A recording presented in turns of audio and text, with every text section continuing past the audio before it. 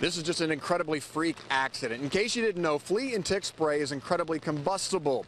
In the end, a dog is injured, so is its owner here at JMH with second-degree burns. And probably the dog would end up burning in a horrible way. This is Ruby, a 6-year-old mix and very much part of the Botcherby family. Unfortunately, Ruby is recovering from horrible burns after a freak accident. She's shaking, wobbly, and in tremendous pain from severe burns to her underside and legs. She did have a longer coat that was all singed at the tips, so I went ahead and completely shaved down her body. The burns happened when her owners did what most pet owners do, spray for fleas and ticks. Thelma Botcherby let us into her home to explain what happened in an interview, but then called us and asked us not to air the interview. We granted her request. She told us 2 days ago she noticed ticks on Ruby. She went to the store, got a bottle of Adam's flea and tick spray.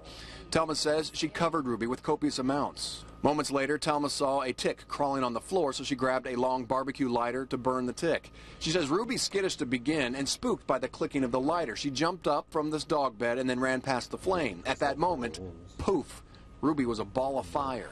Thelma's husband, Jess, scooped up Ruby in his arms and bolted for the pool where he jumped in, ultimately saving her life. The owner courageously saved the life of the pet and unfortunately at the same time put himself in great danger.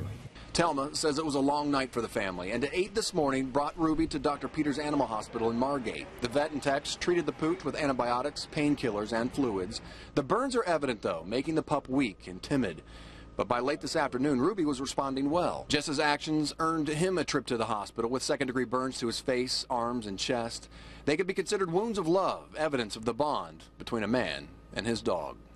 Well, we're told the news is pretty encouraging for Ruby. She should be able to go home Monday or Tuesday of next week, making a full recovery. As for Jess, he's not so lucky. He'll be here in the burn unit at JMH for 2 to 4 weeks. At JMH, Keith Jones, NBC6, South Florida.